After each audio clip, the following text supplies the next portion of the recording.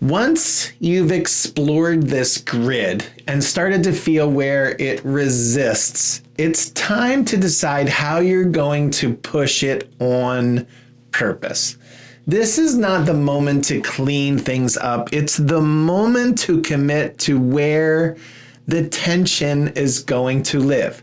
You're trying to figure out, you're trying to make these decisions, and you're the one deciding what kind of pressure the grid will be under, where imbalance is going to show up, and where you want it to break simple rules. And which rules are you going to break, and are you going to do it consistently?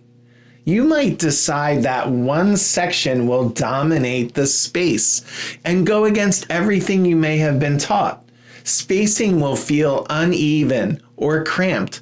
Colors may clash instead of harmonizing. Line weights will shift aggressively. And you are going to be in charge of how that balance will feel intentionally off or intentionally on. The key word here is intentional. Ugly by accident is just messy. Ugly by decisions is powerful. In this stage, you are choosing the kind of discomfort you're exploring and the visual strategies that it creates. Once you decide, you stop bouncing between options.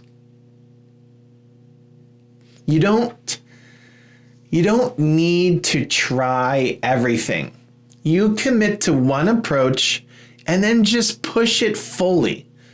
This decision gives the work direction, even if the direction feels wrong at first.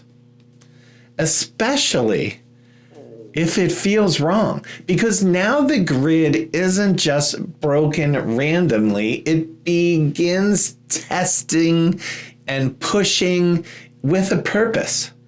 And that's where your real learning is going to start.